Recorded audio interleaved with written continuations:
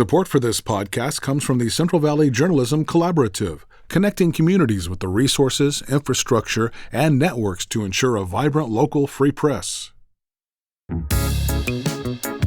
From KVPR in Fresno, this is Central Valley Daily. Happy Friday, it's February 27th. I'm Elizabeth Arkalian. How can writing in any form change our outlook and perspective? In the act of writing itself, even if you were never to go back to that piece of writing, you've put yourself in a position where you are slowing down your thinking. Coming up, we speak with a UC Merced professor about how writing can make a person more resilient. But first, these headlines. The Fresno Unified School District is planning to lay off a little over 270 employees to address an ongoing budget deficit. The layoffs include teachers and staff.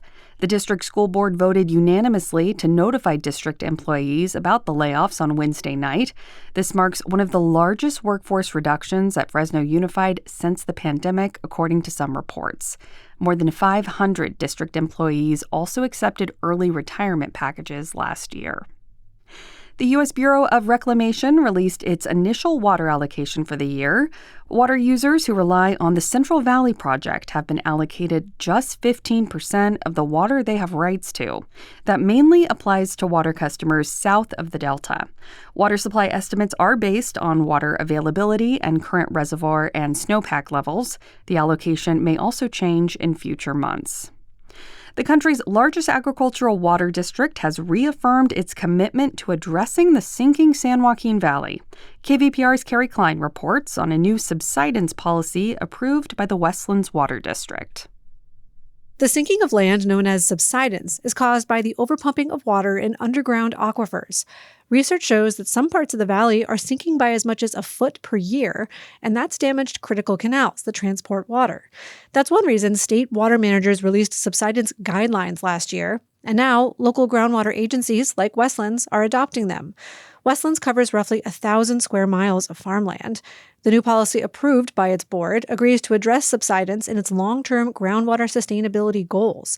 The policy also states that subsidence-related damage was not caused solely by growers, and that protecting and restoring infrastructure is a shared responsibility. For KVPR News, I'm Carrie Klein. Republican Assemblywoman Alexandra Macedo is calling for the firing of the CEO of the California High-Speed Rail Authority. Macedo represents parts of Kings County in the legislature, and she issued a letter to Governor Gavin Newsom this week demanding the immediate termination of Ian Chowdhury. Chowdhury was arrested earlier this month after an alleged domestic violence incident, but was never charged. Macedo says the arrest tarnishes the rail project's reputation, but she also railed against the project's delays and cost overruns. Republican Congressman Kevin Kiley of Rockland has officially introduced federal legislation to block California from taxing former residents who leave the state. The Keep Jobs in California Act targets a proposed state wealth tax that would impose a one-time 5% tax on residents with assets over $1 billion. The measure is backed by a healthcare workers union and would be retroactive to January 1st, 2026. Because of this threat, you see that a number of high net worth people have already left California because they simply can't take the risk. And this includes most recently Steven Spielberg and Mark Zuckerberg. By some estimates, individuals worth combined $1 trillion have already left California. Supporters of the wealth tax say the revenue is needed to offset deep federal cuts to healthcare programs. Governor Gavin Newsom and state financial analysts have warned that the measure could backfire if high earners leave the state, taking their tax revenue with them. The longtime general manager of the Fresno Grizzlies announced he will leave the team effective today. Derek Franks told news outlets he's accepted a new job he just couldn't pass up. The Grizzlies plan to announce a new manager next week. Franks joined the Grizzlies in 2004 in the sales office and served as general manager for just over a decade. If you enjoy Central Valley Daily and want even more news, tune into our broadcast. KVPR is Central California's NPR station. Find us on your radio at 89.3 FM in Fresno, 89.1 in Bakersfield, or tell your smart speaker to play KVPR. And now to our main story. How many times a day do you write? It can be an email, a journal entry, a grocery list, or even an AI prompt.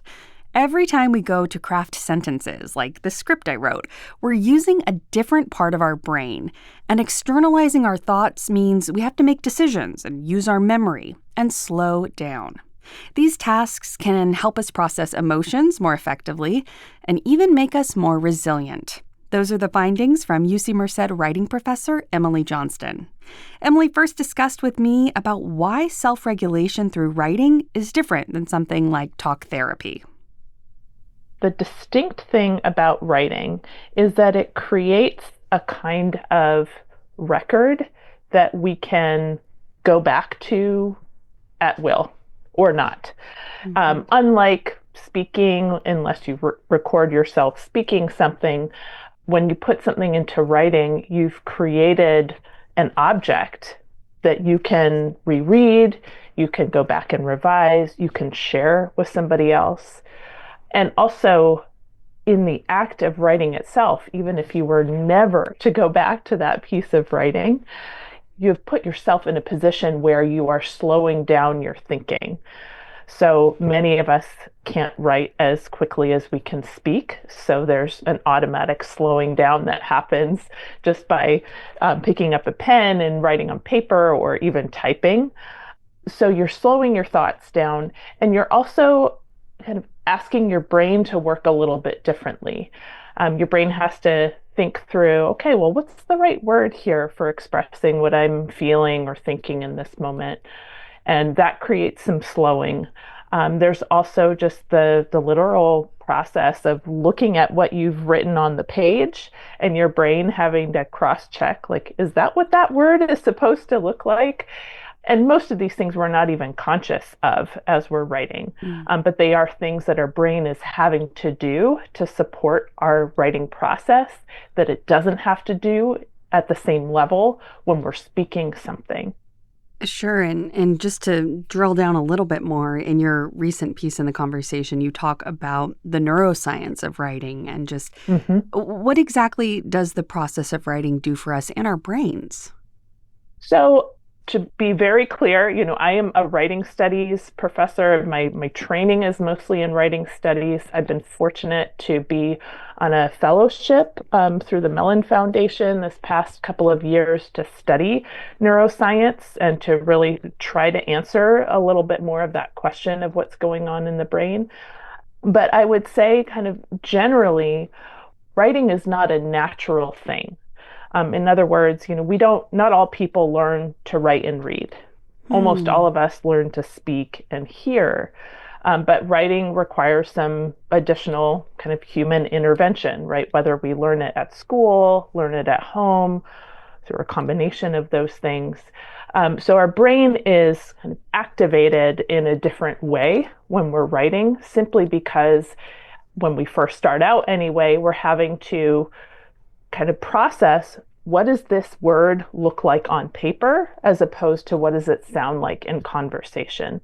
So everything from learning about forming letters to learning how to section out letters and distinguish words among sentences and so forth. Our brains are having to do a lot of work to make sense of words that appear on the page as opposed to just kind of coming into our ears in conversation.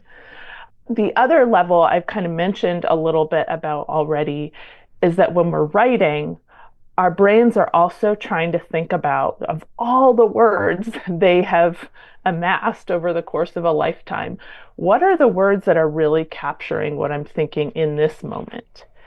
And oftentimes, I see this with my students all the time, once we start writing about something, we may have an initial idea, like I'm going to write a letter to a friend, for example. And as we are writing that letter, we start recalling memories or recalling little details about our day that never kind of entered into our mind at the start. And because our brain is sort of working through all kinds of memories about previous writing experiences, previous interactions with that person, and because of the slowness of the writing process, it's really kind of allowing us to touch back into some of those things. You mentioned writing to a friend. When we talk about writing and what it does, is this really just for correspondence? Is it for creative writing, journaling, poetry, or does it all count? I say it all counts. Even like writing a to-do list, writing a letter, writing an essay for a class, writing a memo at work, writing an email, social media posts, reports, books, all of these things are in the realm of writing because they all require us to kind of work through that large store of memories and words in our brains and figure out kind of what to select and what is appropriate for that particular situation that we're writing for. Okay, lastly, Professor Johnston, if you were to give listeners some tips on how they can make writing a key part of helping themselves process life, what are some tips you'd give? So, no surprise, the first one would be get yourself a little notebook and carry that around with you everywhere. And so whether it's writing down something you have to remember to pick up at the store later, writing down a response you had to a heated conversation with a colleague or a friend, or even like having it by your bed. And in the morning, I know people who will immediately write down things they remember from their dreams. Mm-hmm. So in some ways, it doesn't really matter what it is you're writing about. It's just kind of giving yourself that daily practice of using writing as a way to process your life. The other thing I would recommend would be when you find yourself in a tense moment. And that could be simply, trying to decide how to prioritize your day. So you have a ton of meetings or lots of responsibilities that day. You need to kind of figure out how you're going to prioritize. Make yourself a physical list. And maybe even make yourself a couple different versions of that list.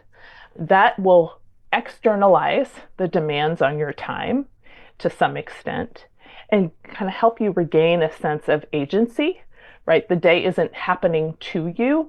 You can kind of craft the day in the way that works best for you. And the last thing I would say is just take note of what's around you in the world. Maybe it's something interesting along your way when you're walking from one place to another on campus or at your workplace. Use your notepad or your phone notes to observe the world around you and kind of hold on to things that strike you, that are beautiful, that really move you in some way. I think it's just as important to use writing to document and hold on to the beautiful things in our lives. We can get so preoccupied with problems and things that need work from us. And it helps to also pause to remember the things that really move us and influence us in life. Emily Johnston, Professor of Writing Studies at UC Merced, thank you so much for joining me and for this enlightening conversation. Thank you. And that is today's show. Today's episode was produced by Jonathan Linden, Carrie Klein, and KVPR with support from the Central Valley Journalism Collaborative. I'm Elizabeth Arkalian. Find the latest local news anytime at kvpr.org.